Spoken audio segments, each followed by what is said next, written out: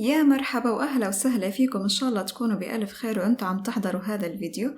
اليوم راح نحضر مع بعض معمول العيد بحشوة التمر والفستق، وإن شاء الله بينعاد علينا وعليكم بالصحة والعافية. وخليكم معي لنشوف طريقة التحضير. لتحضير العجينة راح نحتاج لكيلو طحين أبيض متعدد الاستعمالات، و500 جرام سمن حيواني، و400 جرام حليب مكثف محلى. هلأ راح نضيف السمن على الطحين، يعني كمية السمن نص كمية الطحين، ومنعجنهم مع بعض. وهيك صارت العجينة متماسكة. هلا راح نضيف عليهم الحليب المكثف المحلى، ومنلم العجينة لم بدون ما نعجن. منغطيها بسترتش نايلون ومنريحها بالثلاجة لمدة ساعة. بهالوقت هذا راح نحضر الحشوات. لحشوة الفستق راح نحتاج لفستق ومعلقة طعام سكر وقطر تقيل ومعلقة طعام سمن ومعلقة طعام ماء زهر. ممكن تستبدلوا السمن بالزبدة على حسب الرغبة. حطيت الفستق بكيس غذائي وبالشوبك رح أضغط عليهم بهاي الطريقة مثل ما شايفين، مو كتير ناعم ولا كتير خشن. وراح أضيف عليهم السكر وماء الزهر، ومنضيف القطر تدريجيا على حسب الحاجة لحتى يتماسكوا، ومنعجنهم كتير مليح لحتى تلم الحشوة بهذا الشكل.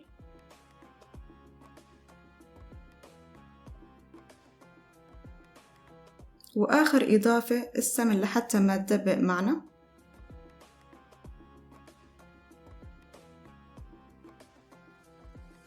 وهيك صارت جاهزة. الحشوة التانية رح نحتاج لمعجون التمر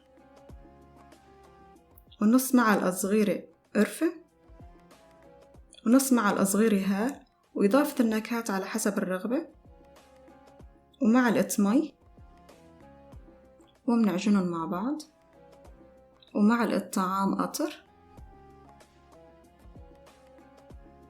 وآخر إضافة عنا معلقة سمن لحتى ما تدبق معنا.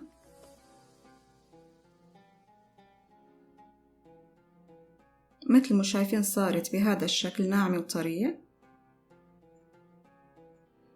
وهيك بعد ما حضرت الحشوات قطعتهم بهاي الطريقة ليسهل علينا الشغل. وهلأ بعد ساعة طلعت العجينة من الثلاجة. رح أخذ قسمة من العجينة ورجع الباقي على الثلاجة، وهاي خطوة مهمة لحتى نحافظ على رسمة القالب بعد الخبز. عملت على شكل رول وقطعت على حسب حجم القالب وكورته. ناخد قطعة من العجينة ونفردها بإيدنا بهذا الشكل، وحشيتها بالفستق، ومنلم العجينة على بعضها ومنرجع منكورها لحتى نتأكد إنه تسكرت كتير منيح لحتى ما تشقق معنا أثناء الخبز.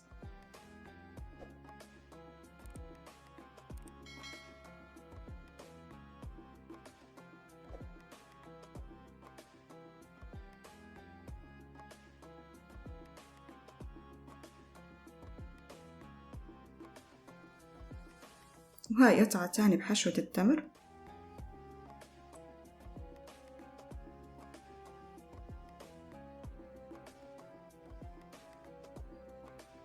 وهون حطيتهم بصينية للفرن، ورح أستخدم هذا القالب، وفيكم تستخدموا أي قالب متوفر عندكم.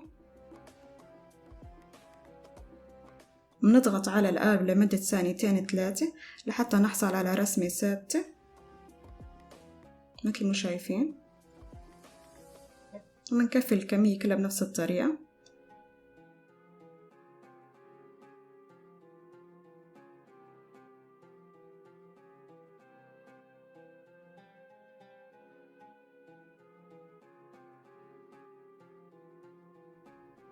هلأ لحتى ننظف القالب من بقايا العجين راح استخدم عجينة عبارة عن طحين ومي بس، ومنعجنها، وبين كل كام قطعة مننظف القالب بهاي الطريقة لحتى نحصل على رسمة ثابتة ومحفورة.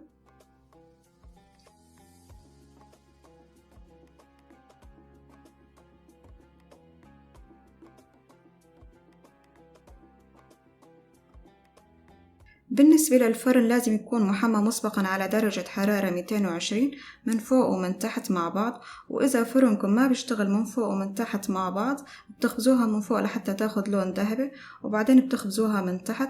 مدة الخبز من 8 ل10 دقايق، مو لازم تضل فترة طويلة بالفرن لحتى ما تشقق معكم. هلأ رح دخلها على الفرن، وهون بعد ما طلعتها من الفرن شوفوا كيف أخذت لون ذهبي خفيف.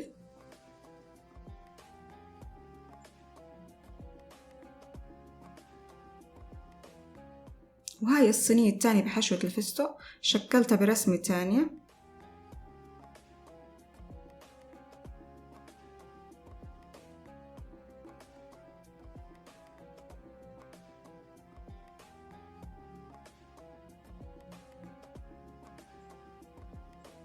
وهلأ رح دخلها على الفرن. شوفوا كيف ضلت الرسمة ثابتة وما اختفت بعد الخبز.